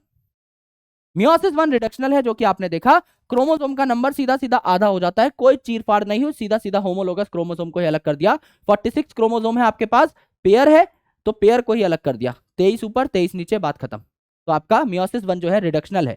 ये आपका माइटोसिस जैसा है मियोसिस 2, तो ये क्या है आपका इक्वेशनल है, ठीक है। तो मियोसिस 1 में पहले क्या आएगा, कैरियोकाइनेसिस, यानी prophase, metaphase, anaphase, telophase. Meiosis 1 का कैरियोकाइनेसिस है तो आप लिख दोगे prophase 1, metaphase 1, anaphase 1, telophase 1 in a sequence, ठीक है। उसके बाद साइटोकाइनेसिस यानी सेल डिवीजन, एक से दो डॉटर सेल बन गई, साइटोकाइनेसिस हो गई। अब आपको दो पार्टीज अटेंड करनी है। पिछली बार क्या था, कच्चे बनियान में आ गए थे फटाफट, जैसे टीलोफेज में पहुंचे। यहां इसके बाद मियोसिस 2 में भी तो घुसना है, पहले एक शादी है उसके बाद एक बर्थडे पार्टी है, तो आप क्या करोगे, थोड़ा बहुत डीएनए को एक्सटेंड कर सकते हो। यानी शादी से आए, थोड़ा सा बैठे, टीवी ऑन किया कि आधे घंटे का टाइम है तब तक टीवी देख लेते हैं, शूज और सॉक्स उतार दी, बाकी सूट वूट पहना हुआ है, जैसे ही बर्थडे की टाइमिंग होगी शूज और सॉक्स दोबारा से पहने और आगे पहुंच गए। यानी कि यहां पर डीएनए बहुत ज्यादा डीकंडेंस नहीं होता है, क्योंकि हमें अगली पार्टी में भी तो जाना है। तो आपका मियोसिस 1 और मियोसिस 2 के बीच में क्रोमोसोम अपनी आइडेंटिटी को लूज नहीं करता, क्योंकि उसे अगली पार्टी में भी जाना है। मियोसिस 2 के एंड में दोबारा से खुला खुला हो जाएगा, क्रोमेटिन के फॉर्मेट में खुला खुला पाया जाएगा, ये बात करेक्ट है, लेकिन दूसरी पार्टी खत्म होने का इसको वेट करना होगा। तो बीच में एक छोटा सा फेज आता है, it is called as interkinesis. Inter मतलब बीच में, काइनेसिस मतलब डिवीजन, तो मियोसिस 1 और मियोसिस 2 के बीच में इंटरकाइनेसिस आता है। थोड़ा सा सांस लेने के लिए एक फेज दिया हुआ है, एक शादी और एक बर्थडे के बीच में आधे घंटे का गैप है, तो उसे इंटरकाइनेसिस कहा। इसमें डीएनए वगैरह रेप्लिकेट नहीं करेगा, वो एक बार रेप्लिकेट कर चुका है इंटरफेज में, ये इंटरकाइनेसिस है। बहुत छोटा सा फेज है रेस्ट लेने के लिए, जिससे कि मियोसिस 2 अच्छे तरीके से पूरी एनर्जी के साथ शुरू की जा सके। फिर वही meiosis 2 equational division just like mitosis. तो मियोसिस 2 में वही बात है, आपका प्रोफेज 2, मेटाफेज 2, एनाफेज 2, टीलोफेज 2 और फिर साइटोकाइनेसिस, 2 से 4 सेल बन जाएंगे, बात खत्म। तो अगर आप स्टार्ट करते हो एक डिप्लॉयड सेल से, अगर आप डिप्लॉयड सेल से स्टार्ट करते हो तो मियोसिस 1 पे तो सीधा सीधा क्रोमोसोम आधे हो जाएंगे, तो 2 हैप्लॉयड सेल बन जाते हैं, और फिर 2 हैप्लॉयड सेल में मियोसिस 2 कराओगे यानी माइटोसिस लाइक डिवीजन कराओगे तो इक्वेशनल डिवीजन है, तो 4 हैप्लॉयड सेल बन जाएंगे। तो 4 हैप्लॉयड सेल बनते हैं at the end of your meiosis. देखिए यहां पर क्या हुआ, जो आपका प्रोफेज 1 है, मियोसिस 1 का जो प्रोफेज 1 है, it is one of the longest phase, क्योंकि इस प्रोफेज 1 को भी 5 टुकड़ों में तोड़ा है, leptotene, zygotene, pachytene, diplotene, diakinesis. ला जरा पानी दे दे, ला जरा पानी दे दे, ला that is L for leptotene, जरा that is Z for zygotene, पानी that is P for pachytene, दे दैट इज डिप्लोटीन, एंड दे that is diakinesis. Sir and में तो कंफ्यूज हो जाएंगे, दोनों दे दे है भाई, सबके एंड में टीन टीन है ना, leptotene, zygotene, pachytene, diplotene, tene tene वालों को साथ में रखो, और उसके बाद डायाकाइनेसिस सबसे अलग जो नाम है इसको अलग रखो। तो यहां पर ला जरा पानी दे दे दैट इज प्रोफेज 1, फिर आपका मेटाफेज 1, फिर आपका एनाफेज 1, फिर आपका टीलोफेज 1, टीलोफेज 1 के बाद साइटोकाइनेसिस, 2 डॉटर सेल बन जाएंगी, और ये 2 डॉटर सेल फिर मियोसिस 2 में जाएंगी, which is exactly similar to mitosis, जो कि हम पढ़ के आए हैं। तो आपको यहां पर मियोसिस 1 को ही अच्छे तरीके से पढ़ना होता है। क्या हुआ यहां पर, बहुत आराम से, बहुत गौर से देखिए भाई, लेप्टोटीन, जाइगोटीन, पकाइटीन, डिप्लोटीन, डायाकाइनेसिस, ये पांचों के पांचों फेज है तो प्रोफेज के ही, प्रोफेज 1 के ही तो सब फेजेस हैं। तो प्रोफेज में क्या क्या हुआ था माइटोसिस में, सर सेंट्रियोल अपोजिट पोल पर मूव करना स्टार्ट कर गए थे, मेटाफेज में पहुंचे थे, अपोजिट पोल पे स्टार्ट कर गए थे प्रोफेज में, एकदम सही बात है। तो ये अपोजिट पोल पे मूव करना स्टार्ट कर गए, स्टार्ट कर गए, स्टार्ट कर गए, स्टार्ट कर गए, अपोजिट पोल पे पहुंचे नहीं है। अपोजिट पोल पे पहुंचेंगे कब, अपोजिट पोल पे पहुंचेंगे कब, आपका अब मेटाफेज में, उससे पहले पहुंचे नहीं है, राइट। दूसरी इंपॉर्टेंट चीज, सर डीएनए कंडेंस होना स्टार्ट हो जाता है और प्रॉपर कंडेंसेशन कब होती है? मेटाफेज में। तो डीएनए कंडेंस होना स्टार्ट हुआ, प्रॉपर कंडेंसेशन आपका कहां पर देखने को मिली? आपको यहां पर मेटाफेजिक प्लेट कहां बनती हुई देखने को मिली? मेटाफेज में। तो ये बात करेक्ट है। तीसरी चीज हमने पढ़ी थी कि जब प्रोफेज का एंड होगा तो हमारा मेन फोकस चला जाएगा क्रोमोसोम के ऊपर, तो बीच की सारी चीजें हट जानी चाहिए। Nuclear envelope, nucleolus, endoplasmic reticulum, Golgi सब कुछ हट जाना चाहिए रास्ते से। तो जब प्रोफेज का एंड होगा, हर जगह पर न्यूक्लियर एनवेलप पाई जा रही है, जब प्रोफेज का एंड होगा तो क्या ये न्यूक्लियर एनवेलप शटर हो गई?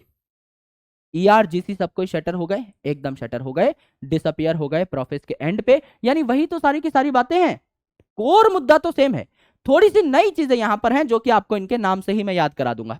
सबसे पहले देखिए, नाम क्या है? लेप्टोटीन। लेप्टोटीन को क्या बुला सकते हैं?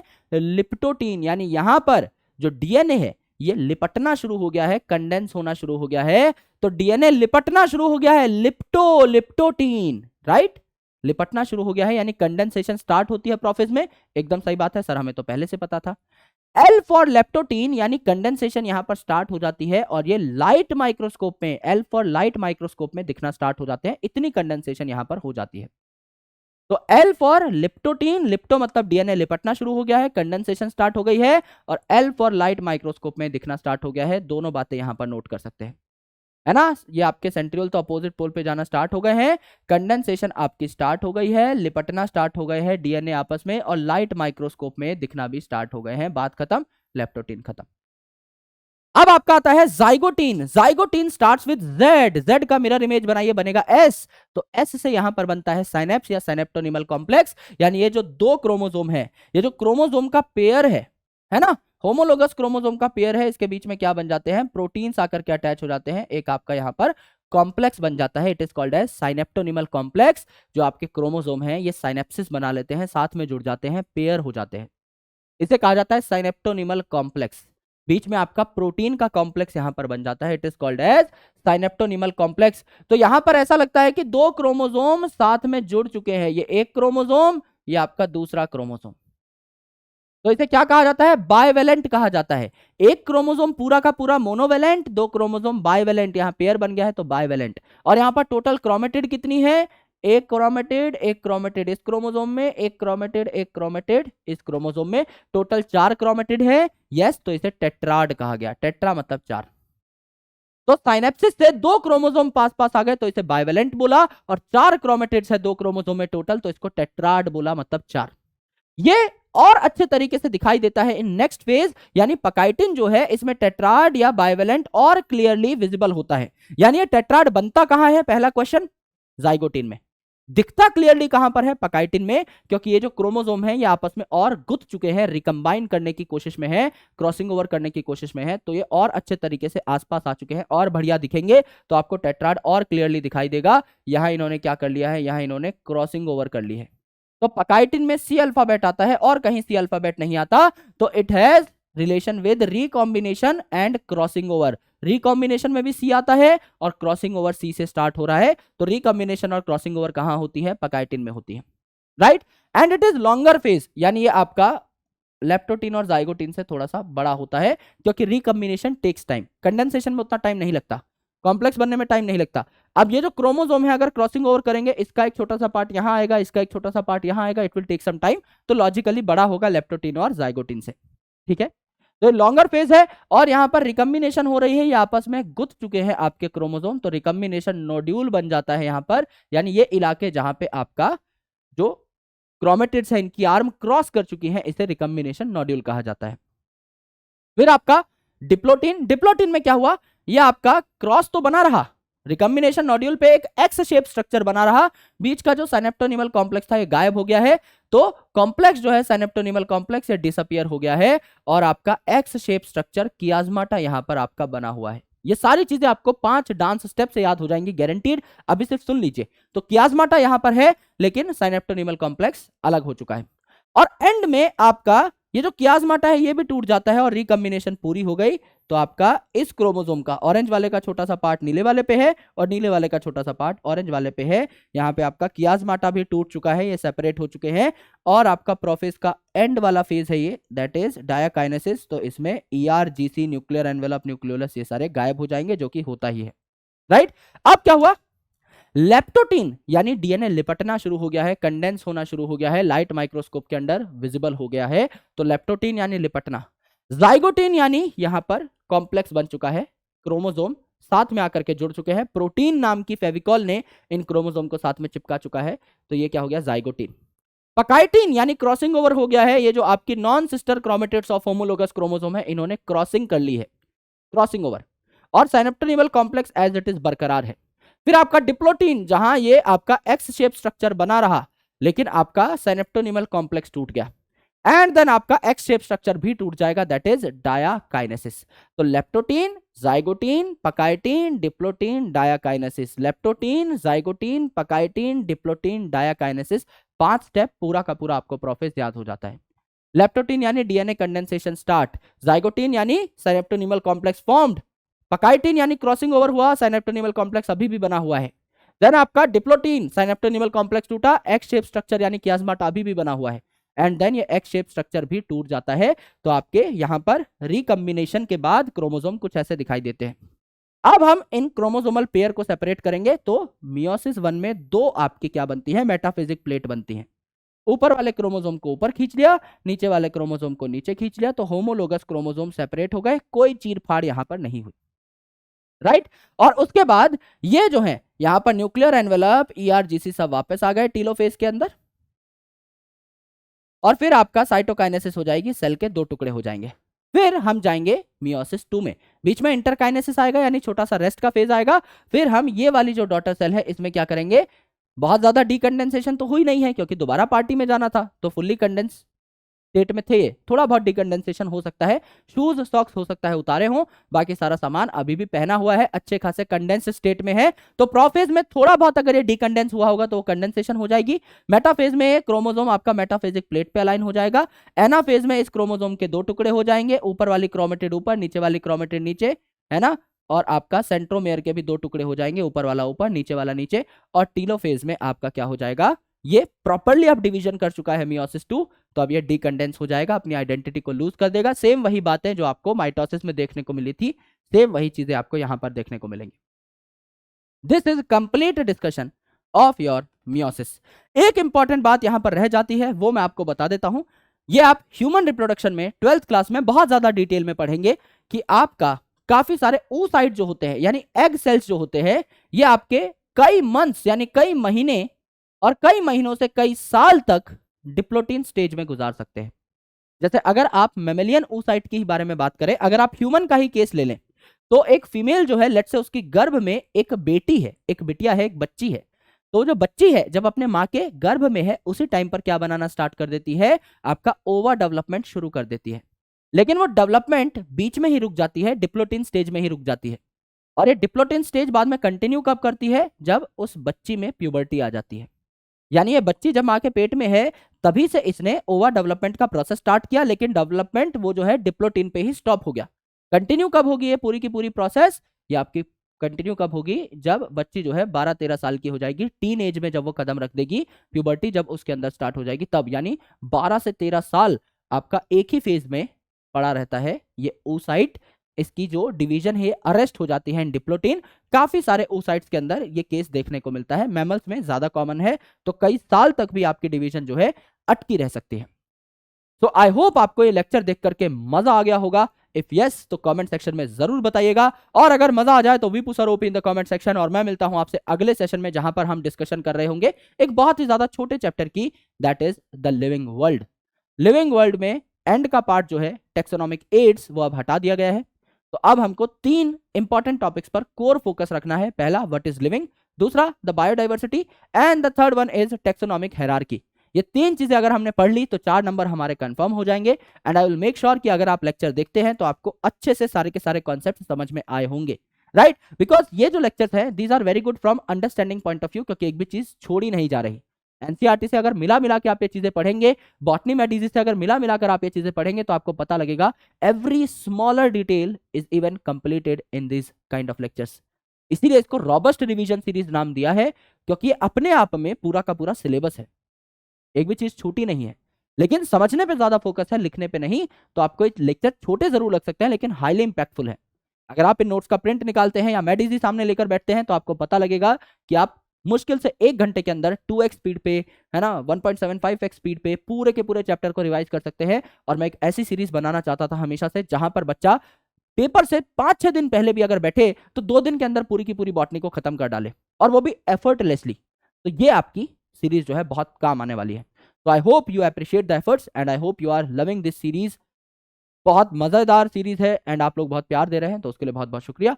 और मैं मिलता हूं आपसे अगले सेशन में जहां पर डिस्कशन कर रहे होंगे चैप्टर लिविंग वर्ल्ड की। तब तक अपना ख्याल रखिए, पढ़ाई करते रहिए। लॉट्स ऑफ लव, जय हिंद, बहुत बहुत शुक्रिया, बाय।